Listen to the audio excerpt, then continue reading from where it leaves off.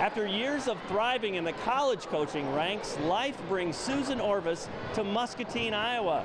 Now the head coach of the Muskies, the game is different, but the results are very similar. Building instead of maintaining, you do kind of get to put your handprints and footprints on a little bit, and that's what we tell the kids. And you know, it was just a matter of just bringing a little energy, and you know, for them to kind of make the program their own, I think is encouraging to them. And I do like the challenge, but at the same time it is hard work, and it is finally nice to kind of turn the corner just a little bit and see some of the results. You know, having been at the college level, I was away from home and away from the state for a good 10 years, and I really appreciated the opportunity to do that. But I met my now husband, and he lives here in Muscatine. I actually met him through our assistant coach, Jenny Furness. So somehow our paths, Jenny and mine, are bound to collide, but now we're living in the same town, obviously, and it's nice to have Jenny on staff. But you know, certainly to have meeting my husband and coming back to Iowa to be close to my family. And then when the vacancy was here, I just loved the chance to get back in the game and certainly work with kids. She just has so much heart for us, and we're just one big family, and she's like our second mom. I mean, she just has so much passion.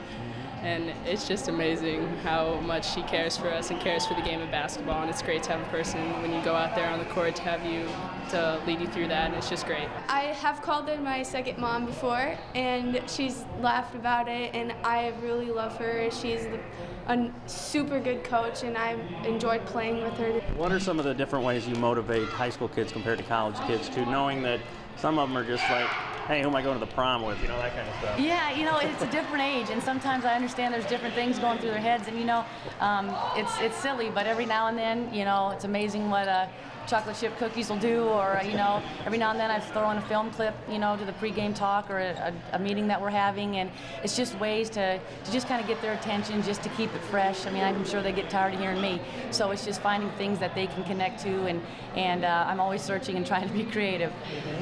Young ladies at this age, you know, are so aware of themselves and stuff, and as far as esteem building and stuff like that too. Has that been kind of one of the enriching parts of this, that you get to invest in young ladies that way?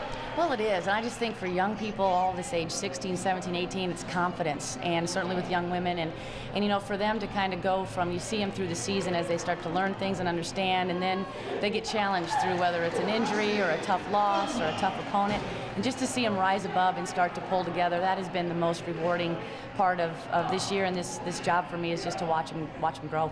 Certainly winning a MACco championship is sweet success for Susan Orvis and the Muskies, but that's just part of her life, including a deep faith in Jesus Christ, and certainly all that fits into the coaching game. You know, it has to be the first and foremost, and that's the good thing about coming back and taking this job, is it was a great chance for me to move, fresh start, realign priorities. It's God, family, and this team, and you know, it's very much fundamentally, you know, a part of our approach in regards to, you know, let's be humble, let's act the right way, but let's compete in a way that, you know, glorifies God. Let's compete in a way that represents our school and community in the right way, and in a way where we develop and grow to be good citizens. Have you had opportunities, not necessarily to witness to them, but to show how valuable they are, and you know, how that people do care about you, and that comes from God, from Christ himself?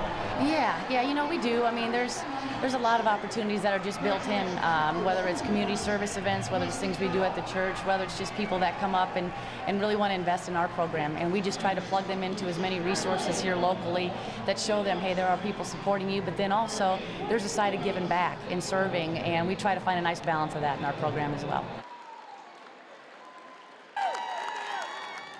Championship moment right here, okay? Remember this moment, be very proud of yourselves, because I'm very proud of you, okay? You guys said since January 3rd that this is what you wanted, right? Yes. And you chipped away, and here you are, okay? So congratulations, I couldn't be prouder of you. Woo! Staff, all right? We will talk here in a minute about agenda and what's coming up next, but until then we gotta have a huddle and get it out.